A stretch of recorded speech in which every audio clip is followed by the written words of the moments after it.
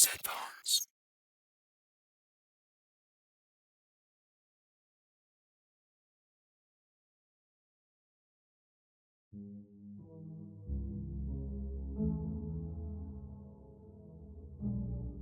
I work at a gas station in rural Pennsylvania. It's a boring job, but it's pretty easy and it pays alright. A few weeks ago, this new guy started. I'll call him Jeremy. Jeremy is weird. He's about 25 or 26, and he hardly speaks, but he's got the creepiest laugh I've ever heard. My boss and I have both noticed this, but it's never been a problem, so there's not much we can do about it. Customers have never complained about him, and he's always done his job fairly well. Up until a few weeks ago, anyway. That's when things started going missing. Employee theft can be a problem at any business that sells consumer goods, and there's only one person working at a time at this gas station. It's a pretty small place. About 2 weeks ago, my boss started noticing that we were short on motor oil. At first, it was a few containers at a time, then entire shelves and boxes from the back room. Pretty soon, entire shipments would be gone the day after we got them, and it would always be right after Jeremy's shifts. My boss has checked his security camera tapes from every single night he worked, but he could never catch him in the act. Jeremy would lock up at closing, then the motor oil would be gone the next day.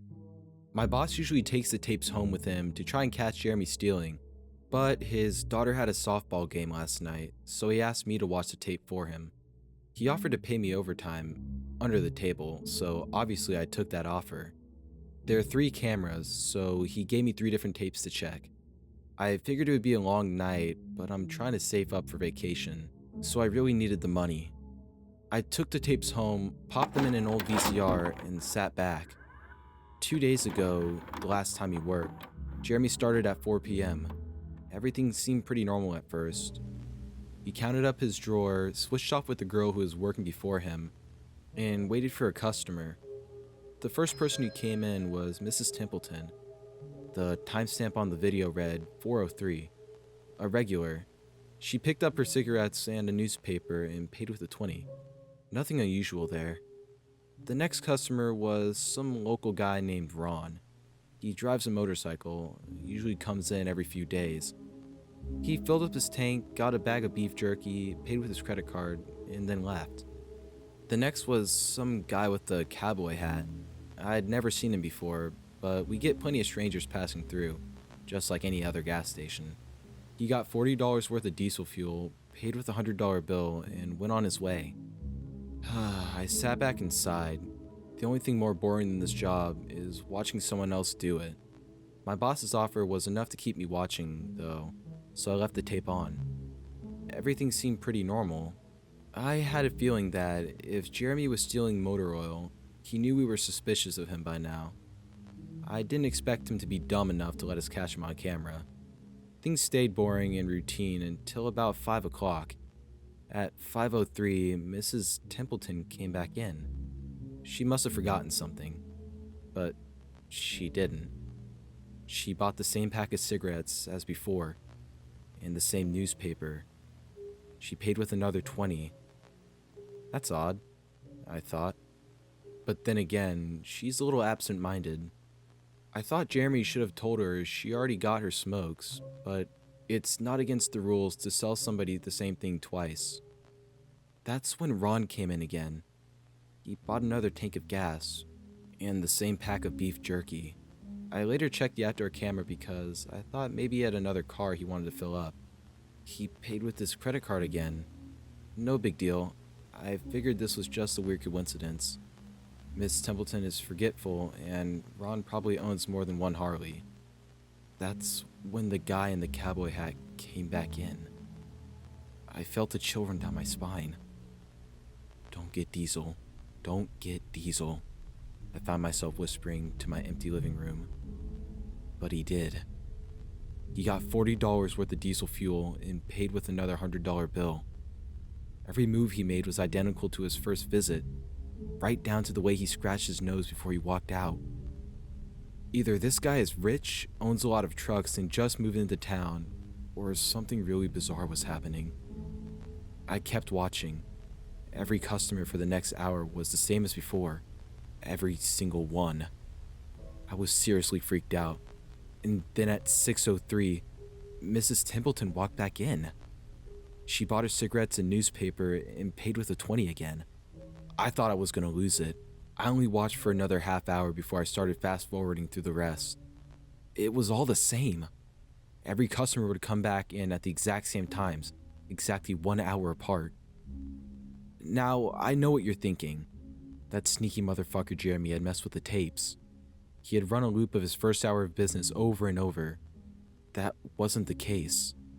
There are windows around the cash register area that the camera covers, and I watched the sunlight fade as the time ran on. Jeremy's routine didn't loop over. He swept, mopped, restocked, and did all his duties exactly how you would expect. But the same customers kept coming in. I was panicking at this point. Something was seriously wrong with what I was seeing, and I had no explanation for it. I skipped ahead to when he locked up and walked out to his car. He hadn't stolen anything, but I kept watching just to make sure. I fast-forwarded one last time to about midnight. At exactly 12:03, out of nowhere, Jeremy's face pops up on the camera. I don't mean he moved his head into view. I mean that 1 second, the store was empty, and the next, his face was all I could see. He wasn't looking at the camera. He was looking at me. I was sure of it. I screamed and fumbled for the remote. By the time I grabbed it, he was gone. Just as soon as he had left. One frame he was there, the next he wasn't. My hands were shaking like crazy, but I popped in another tape. The other indoor camera shows the back area by the cash register, and I would be able to see how he got up and put his face in the camera like that. I skipped ahead to 12:03, but there was nothing. I would have been able to see him standing on a chair or something on this tape, but he wasn't there. I didn't see him enter the store at all after he left. It's like he wasn't really there. He doesn't know the security code, and no alarms were triggered that night after he locked up.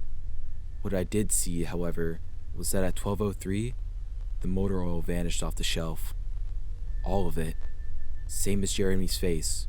1 second it was there, and the next it wasn't. I turned that tape off and went to bed, but I didn't get a wink of sleep. My body is exhausted right now, but my mind is racing. That tape was undoubtedly the creepiest, most disturbing thing I've ever seen in my life. I work in a few hours. My boss asked me to bring the tapes back in and let him know what I found. But really, what the hell am I gonna say?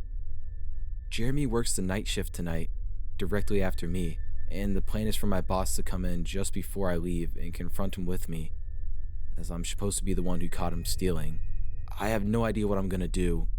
I suppose I'll have to show my boss the tapes, but I don't want to watch them with him. I never want to see something like that again. I can't get the image of Jeremy just smiling directly into the camera out of my mind. It was the creepiest look I've ever seen on another human being's face. Anyway, I'm gonna try again to get some last minute sleep before I have to go in and deal with this. I'll let you guys know what happens. Update, 2:49 p.m. Updating from my phone. Apologies in advance for any errors. My boss just finished watching the last of the tapes. I told him what to expect, but you really can't prepare someone for something like that. He's scared shitless. I still am too. And Jeremy is due to come in at 4. We've got a little over an hour to get our shit together, but neither of us knows what to say to him. Is he just a fucked up guy who likes to steal motor oil and scare the shit out of people? Or is he something else?